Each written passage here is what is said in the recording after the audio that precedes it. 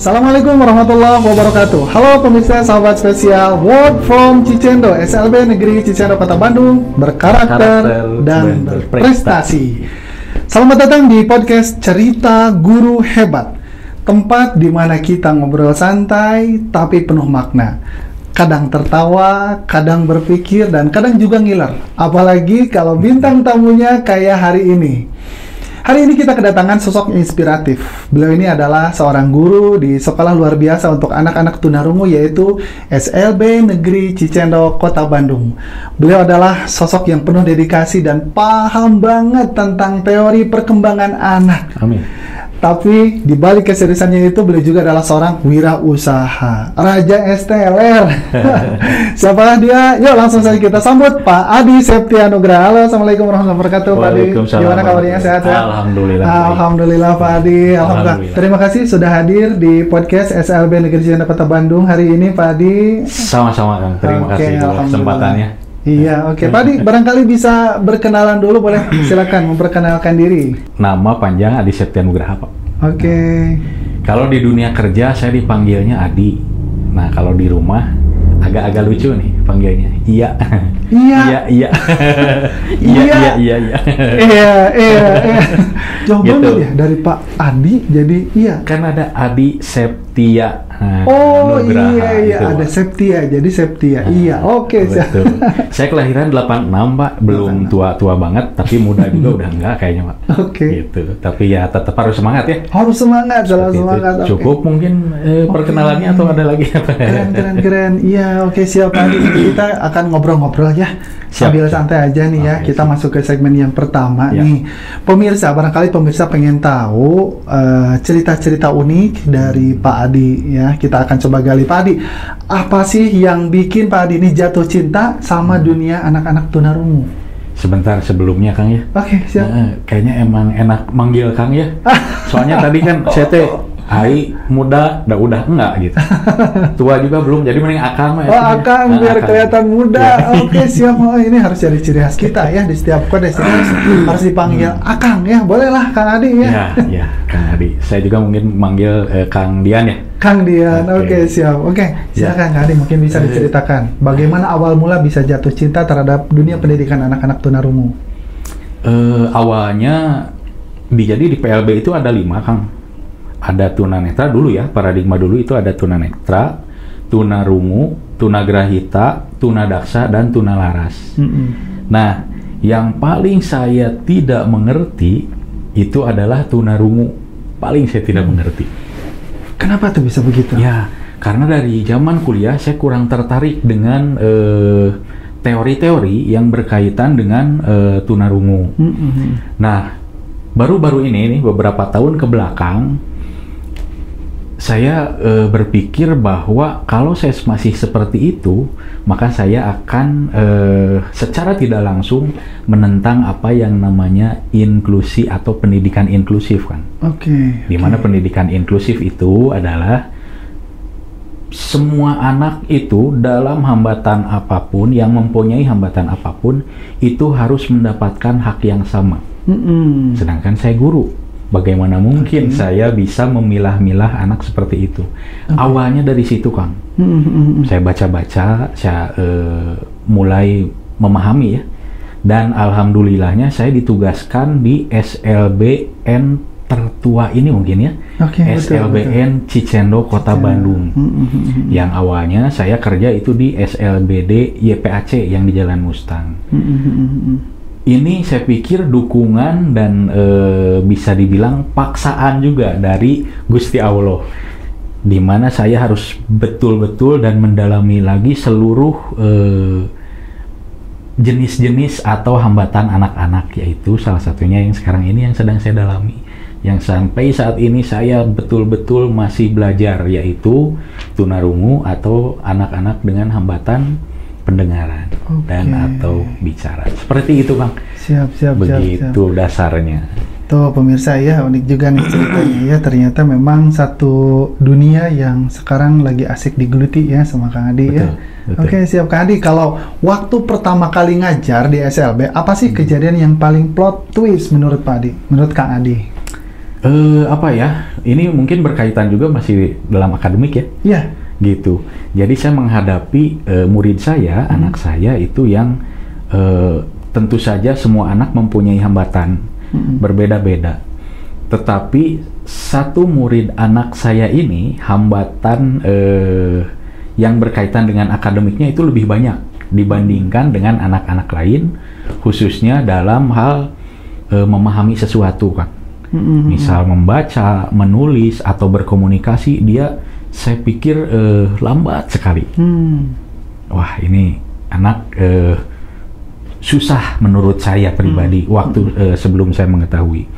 Dan di saat saya mulai masuk pembelajaran berhitung, matematika, karena saya tadi sudah ada dasar dan menjudge. Nah, ini salahnya nih di sini nih. Kita nggak boleh ngejudge sebelum kita betul-betul mengetahui mengobservasi, identifikasi, asesmen anak-anak ini, kemampuan dan hambatannya di mana.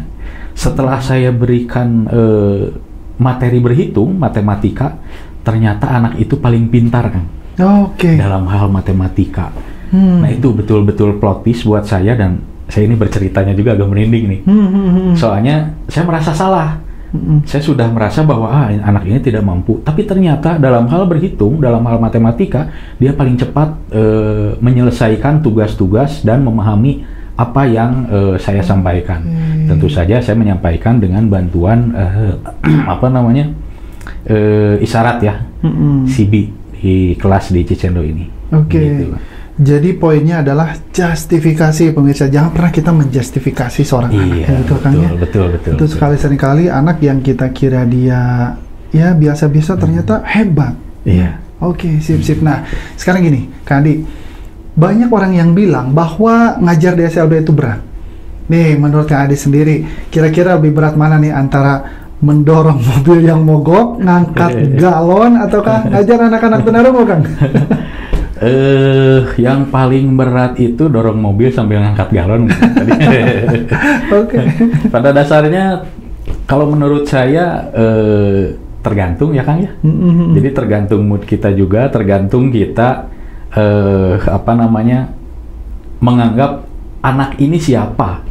Di saat kita mempunyai rasa lebih ke murid-murid kita, ke anak-anak kita di sekolah, menganggap bahwa ini anak-anak saya di sekolah yang harus saya beri hak yang sama dengan anak saya yang ada di rumah.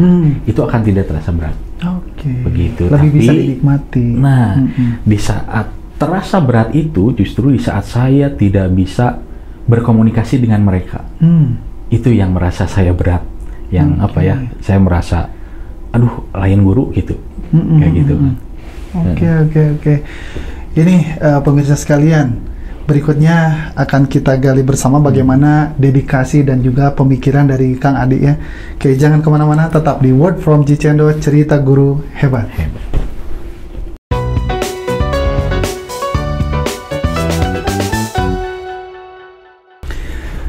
Oke pemirsa, kita lanjutkan kembali ngobrol-ngobrol ringan kita dengan Kang Adi ya, guru hebat kita pada hari ini. Kang, apa sih hal yang tersulit menurut Akang ya, tapi juga paling memuaskan dari menjadi seorang guru SLB? Itu tadi, komunikasi. Yang tadinya saya anti, setelah saya mengajar mereka, saya tidak bisa, masih belajar sampai saat ini untuk berkomunikasi dengan mereka. Tetapi di saat komunikasi itu berjalan dua arah, antara saya dan anak-anak, murid-murid saya, murid mengerti apa yang disampaikan oleh saya, begitu juga sebaliknya, itu menjadi kepuasan tersendiri untuk saya. Jadi betul-betul puas, dan saya merasa apa yang sudah saya capai itu sesuatu yang luar biasa menurut saya. Begitu Bang, karena memang basicnya saya bukan dari spesialisasi tunarungu ya. Jadi waktu kuliah itu ada spesialisasi yang 5 tadi saya sebut di awal. Tunanetra, tunarungu, tunagrahita, tunadaksa, dan juga tunalaras. Saya sebetulnya spesialisasinya ada di tunagrahita. Ya. Uniknya PPL saya di tunaganda. Terus penelitian saya berkaitan dengan keolahragaan. ditugaskan di Tunadaksa SLBD YPAC dan sekarang ngajar di Tunarungu. Luar biasa, pengalamannya berarti banyak ya pemirsa nih. Oke, nih saya pernah mendengar juga katanya Kang Adi ini adalah orang yang cukup paham banget ya soal teori perkembangan anak dan juga intervensinya. Nah, kira-kira pernah nggak nih Kang Adi menemukan suatu momen di mana ternyata ilmunya malah mental gara-gara anak-anak yang punya jurus rahasia yang nggak ada di buku teori gitu kan? Jadi saat saya menangani anak itu untuk bisa beradaptasi perilakunya, ada pendekatan atau metode modifikasi perilaku. Modifikasi perilaku. Ya, Oke. Ada yang namanya ekstinsi, satiasi, time out, dan ini yang dilarang oleh dunia pendidikan sekarang ini, paradigma baru, punishment. Apa aja tadi? Ekstinsi, satiasi, time out, dan yang terakhir punishment. Yang dilarang itu punishment. Ya. Oke, ada 4 ya. Ya. Okay. Untuk ekstinsi itu muncul Sunda teama namanya lain Sunda ketang dicuekeun gitu, Pak. Jadi bisa contoh diantep kalau misalkan anak jerit-jerit nih ya, anak autis jerit-jerit, cuek aja kita api-api, api-apinya OHP atau misalkan api-api ngobrol jeung saha gitunya. Tapi harus ada lawan ininya, Pak. Kalau api-api ngobrol, ulah ngobrol serangan. Nah, gitu ya. Terus yang satiasi disungkun, diangkat gitu ya. Diangkat. Oke. Kang Dian misalnya marah-marah. Sok terusin Kang, sampai jam 8 malam ya, saya tunggu. Itu satiasi. Terus time out, si anak itu diberi waktu untuk dibawa kepada hal yang tidak nyaman buat dia. 10 menit, oke ya. Misalkan si anak ya takut dengan ruang terbuka, si anak marah-marah, kita ambil dulu ke lapang 10 menit, kalau udah berhenti kita ambil lagi ke kelas. Punishment, hukuman, itu tidak usah dijelaskan ya. Ini ke anak-anak ini, anak yang pernah saya tangani, 4-4-nya ini tidak mempan kan. Udah saya dicoba 4-4-nya, enggak mempan, malah saya tadi dilempar kursi Citos teh. Tapi ternyata, nah ini yang menariknya nih.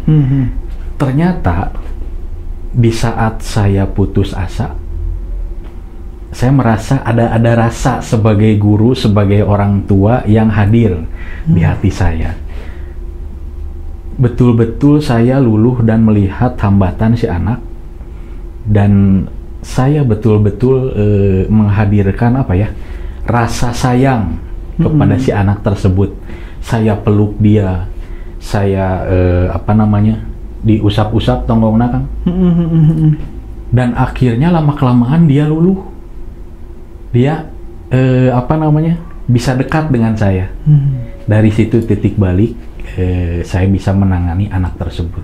Dan ternyata teori sehebat apapun tanpa kehadiran rasa sayang itu nggak bisa. Teori sehebat apapun tanpa kehadiran kasih sayang itu tidak ada apa-apanya. Wah, mantap nih. Nah Kak Adi, kalau boleh jujur nih, lebih sering nyari strategi intervensi atau nyari strategi untuk bisa menahan emosi? Intervensi kan kayaknya. Karena udah beberapa tahun pasti saya bisa menahan emosi. Oke. Baik, saya kan orangnya. Baik ya, kelihatan ya dari mukanya juga. Badak seger, bager. Badak seger. Tapi bukan berwajah sendu ya? Bukan. Tahu sendu apa? Belum aja. Apa-apa. Senang duit. Oke. Seru banget ya ngobrol sama Kang Adi ya, pemirsa. Seru sekali obrolan kita hari ini, tapi akan lebih seru lagi jika kita gali kisah Pak Adi atau Kang Adi yang mengkolaborasikan profesinya sebagai guru tapi juga sebagai wirausaha. Jangan kemana-mana, tetap di Word from Cicendo, cerita guru hebat.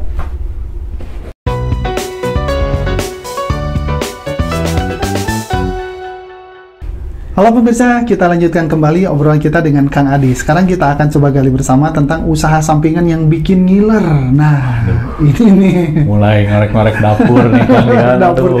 Ini nih yang semua orang ini pasti penasaran sama Kang Adi. Karena katanya Kang Adi punya usaha di bidang usaha es teler ya kalau nggak salah ya. Tapi tidak membuat teler.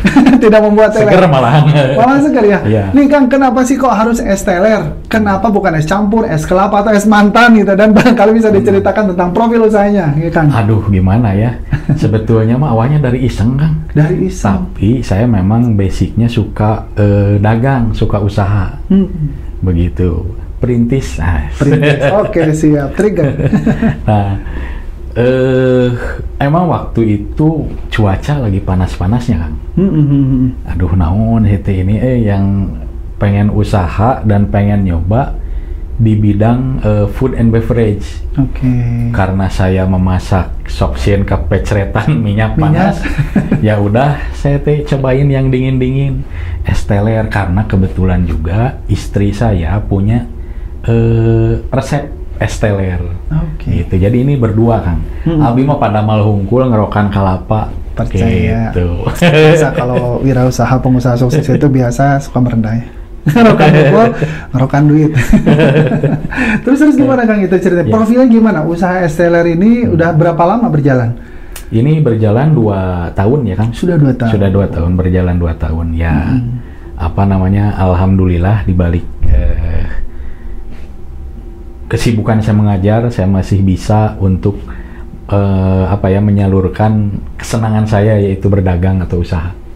Gitu. Ternyata memang favorit ya untuk berusaha ini ya. Ininya kan atau apa? Makanya itu seneng. Harus atau ya. Makanya ini pemirsa ya. Jadi jangan sampai terpaku dengan penghasilan yang seadanya ya. Nih bisa ditiru sama Kang Adi, ternyata punya bisnis sampingan yang ininya tidak bisa dikesampingkan juga jumlahnya ya. Udah gede Kang itu penghasilannya, ngomong-ngomong spill dikit atuh. Aduh, berapa ya, bingung saya, Kang. Buat DP Pajero mah ya belum lah. Oke, Kang. Gini, Kang. Pernah nggak suatu hari ada seorang murid ya dari Cicendo ataupun dari sekolah yang lain yang pernah menjadi muridnya Kang Adi ya, atau orang tua murid misalkan yang tiba-tiba dia beli es teler nih ya, kemudian dia baru nyadar, loh ini kan Pak Guru. Pernah kayak gitu kejadian yang? Ada, kemarin banget. Gimana kisahnya itu? Saya kan rumah di Sarijadi nih, di Parumna Sarijadi. Saya tahu anak murid saya itu rumahnya juga di daerah situ. Nah, di saat istirahat, saya lagi desain-desain nih buat kepentingan visual advertising di usaha saya ini. Tiba-tiba dia masuk. Pas masuk dia lihat tuh es teler Bosnia gitu ya, mereknya itu Pak, es teler Bosnia. Dia kaget, oh ini punya bapak katanya, tapi pakai bahasa isyarat ya, saya agak lupa gitu. Iya ini bapak punya bapak kata. Wah enak, kata mama, enak, wah terima kasih katanya. Dari situ malah nagih Pak, teman-teman pengen katanya. Siap, katanya nanti insya Allah dibawain. Dapat spot pelanggan baru atau ya kalau gitu ya. Tapi harus promo, harus ada promo dulu ke anak-anak ya. Iya. Ngomong-ngomong tadi namanya apa? Bosnia. Es teler Bosnia. Ini bukan Bosnia. Dari daerah-daerah Rusia ya. Oh iya. Kenapa? Jadi sejarahnya itu karena istri saya namanya Nia. Gitu. Istrinya namanya Nia. Berharap bisa menjadi bos istri saya itu, jadi Bosnia. Bosnia. Jadi saya tinggal diam mungkin Pak kalau istri saya menjadi bos. Iya, menikmati hasil. Oke, siap. Kang, kira-kira mana sih yang lebih melelehkan hati? Senyum anak tunarungu yang berhasil paham pelajaran atau senyum pelanggan yang makan atau minum es teler sambil bilang, enak banget. Senang, dua-duanya sama senang. Tambah senang lagi kalau anak-anak saya, murid-murid saya dikasih es teler terus bilang enak. Wah, double itu berarti. Double, ya. Sebagai murid saya dan sebagai pelanggan es teler saya. Waduh, double itu Masya berarti. Allah, keren. Kang, ada niat nggak untuk membuat sebuah semacam warung es teler dan terapi? Jadi misalkan gini, habis konsumen ini minum es teler langsung dapat edukasi perkembangan anak, itu bisa viral loh. Ide menarik kan, ide menarik. Yang saya pikirkan terapi itu gabungnya masih dengan ikan ya, terapi ikan yang saya ikan. Ya, tapi unik, nanti coba saya pikirkan masukan dari kalian ini ya, seperti apa nanti teknisnya. Oke. Pemirsa, Kang Adi ini orangnya hangat dan juga humoris, dan makanya makin serulah obrolan kita. Berikutnya akan kita simak pesan hidup dan juga motivasi dari Kang Adi setelah yang satu ini. Jangan kemana-mana, tetap di Word from Cicendo, cerita guru hebat.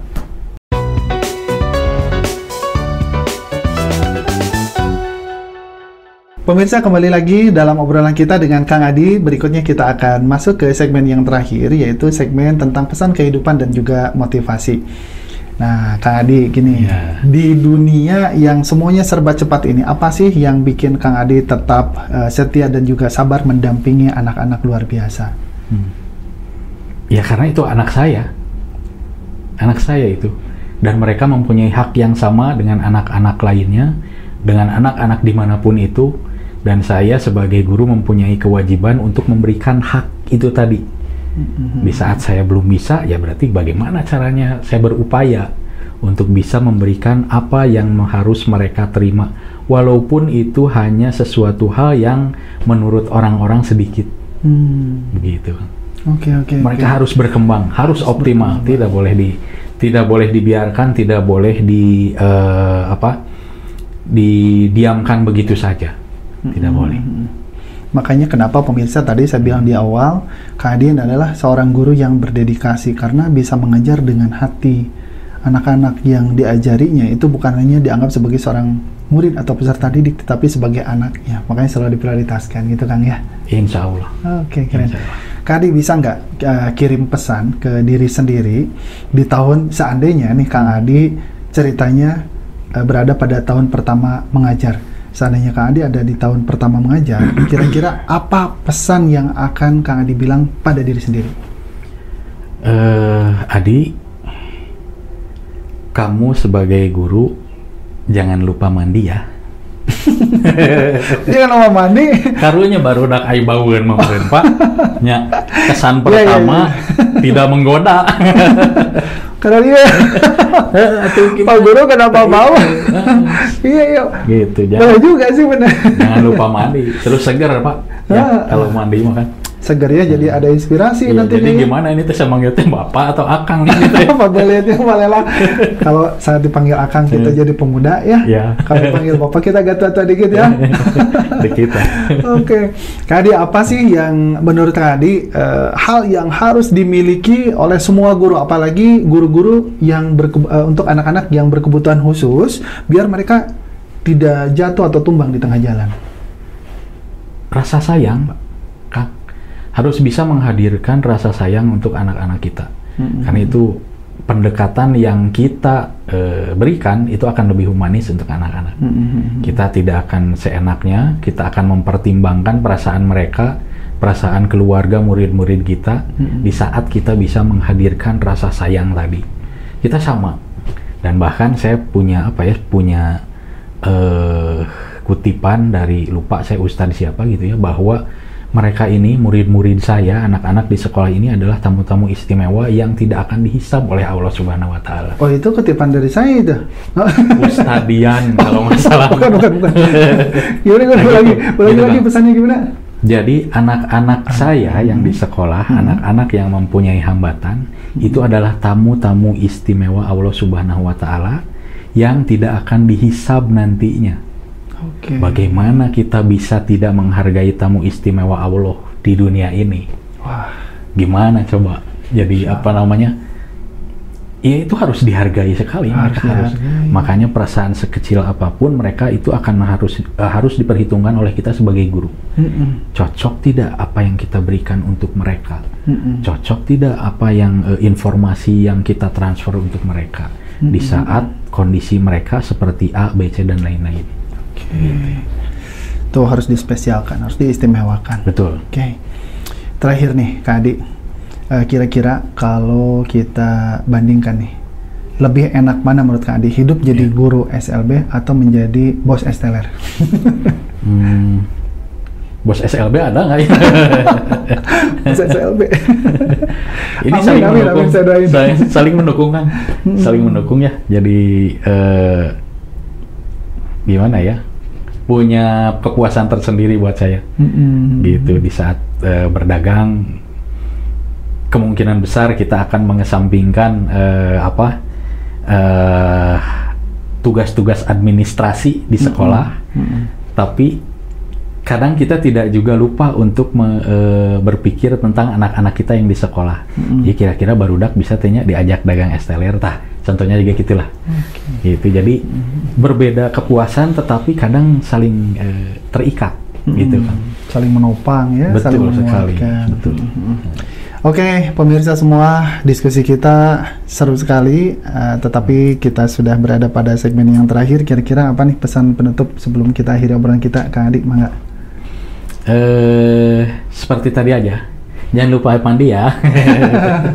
Jangan lupa mandi, jangan lupa pakai sabun. Ayo mandi we. Oke, siap. Pemirsa semua, luar biasa sekali cerita dari Kang Adi hari ini, dari perjuangan mendidik anak-anak tunarungu sampai perjuangan meracik es teler yang terenak sekota Bandung. Amin. Semua penuh cinta dunia dan juga dunia dan akhirat. Betul sekali. Enaknya. Semuanya penuh cinta dan juga pelajaran dalam hidup. Buat teman-teman yang nonton, semoga obrolan hari ini bisa menjadi inspirasi bahwa menjadi guru itu bukan cuma soal mengajar, tapi juga soal mengabdi dengan cinta dan kasih sayang. Dan bahkan bisa juga tetap kreatif sambil berwirausaha, misalkan sambil jualan es teler seperti Kang Adi. Jangan lupa like, comment, dan subscribe, karena masih banyak cerita luar biasa dari guru-guru hebat lainnya. Demikian dari saya, terima kasih. Mohon maaf atas segala kekurangan. Sampai jumpa di episode berikutnya. Assalamualaikum warahmatullahi wabarakatuh. Waalaikumsalam warahmatullahi wabarakatuh. Atur nuhun pisan, Kang Adi. Terima kasih banyak.